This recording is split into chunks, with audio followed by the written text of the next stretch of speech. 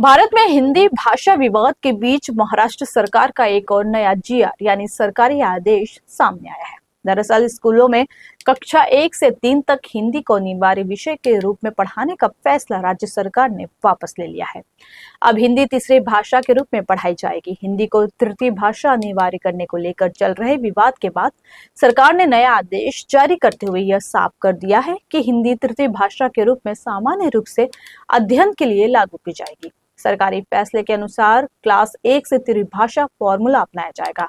अगर कोई भी विद्यार्थी हिंदी के बजाय किसी अन्य भाषा को सीखना चाहता है तो उसे इसकी छूट होगी, लेकिन उसे भाषा को सीखने के लिए कम से कम कक्षा में 20 विद्यार्थी होने चाहिए। अगर ऐसा होता है तभी स्कूल में संबंधित भाषा का अध्यापक नियुक्त किया जाएगा, यानी कि अब हिंदी सर्वसाधारण तृतीय भाषा होगी।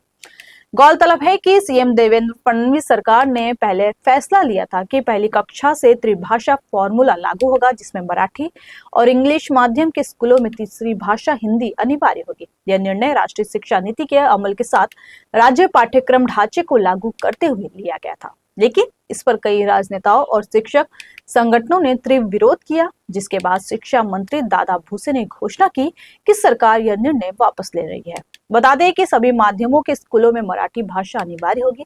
इस फैसले के कार्यान्वयन की जिम्मेदारी शिक्षा आयुक्त महाराष्ट्र शासन पुणे को दी गई है। मराठी और इंग्लिश माध्यम के अलावा अन्य माध्यमों के स्कूलों में भी पहली से 5वीं तक माध्यम भाषा मराठी और इंग्लिश ये तीनों भाषाएं पढ़ाई जाएगी। 6ठी से 10वीं कक्षा तक की भाषा नीति राज्य पाठ्यक्रम ढांचे के अनुसार होगी।